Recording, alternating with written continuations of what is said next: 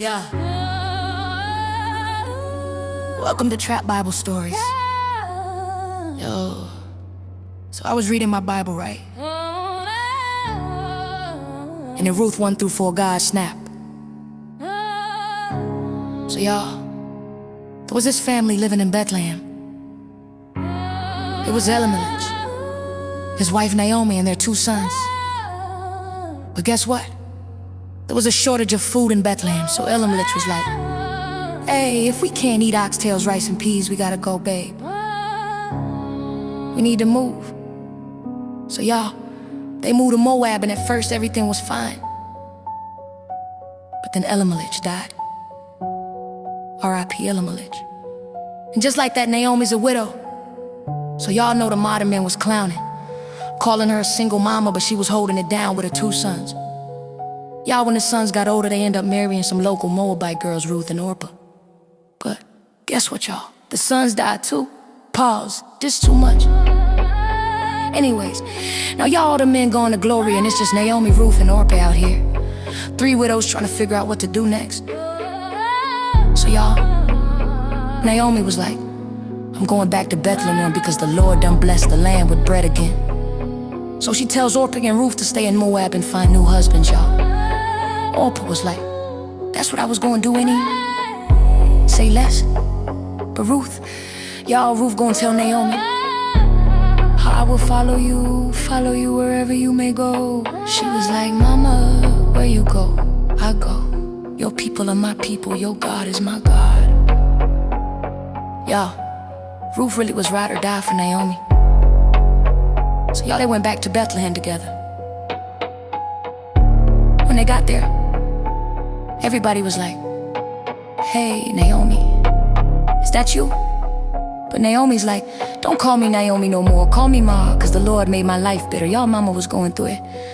But fast forward, y'all, cause Ruth knew they had to eat. So she went to work in the fields where widowers, orphans, and the poor went to pick leftover grain. Y'all, she ended up in a field owned by this wealthy dude named Boaz. Yeah, that Boaz. And y'all, this man was really that dude.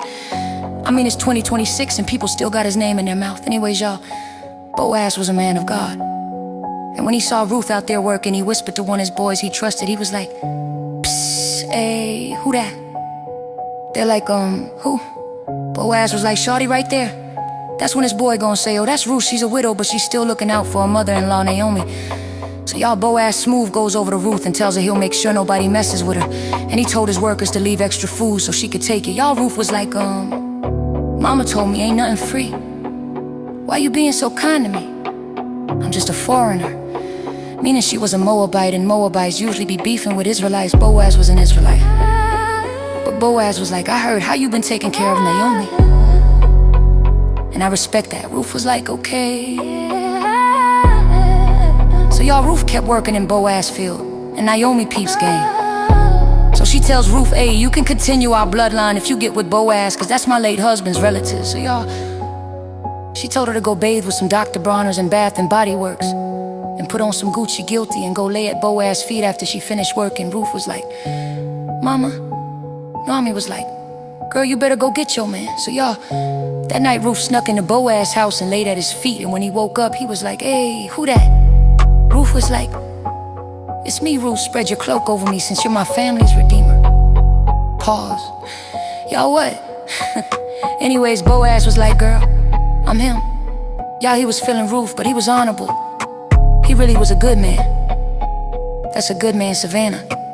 So he was like, I got you, but there's someone else who's supposed to marry you first. Let me handle it real quick. So y'all, the next day, Boaz went to make sure he could marry Ruth. So he goes to the first dude in line, because back in the day, if your husband were to pass away, you were supposed to marry somebody else in their bloodline. But the dude was like, nah, I don't want no part of Ruth that'll mess up my inheritance because she was a Moabite. But Boaz was rich, so he didn't care. And just like that, he legally stepped in and married Ruth. So y'all, Ruth and Boaz get married. And they have a son named Obed who becomes the grandfather of King David. And just like that, a Moabite woman ended up in the family line of Jesus. Moral of the story, Ruth was loyal. Y'all, it pays to be loyal and faithful in a generation set on selfishness. God will honor you when you honor others. Moral number 2, A good man handles his business and knows a good woman when he sees her.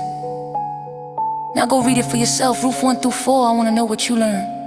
This is Trap Bible Stories with Tam Watts. Trap Bible Stories book available on Amazon. Follow on YouTube for early access to videos.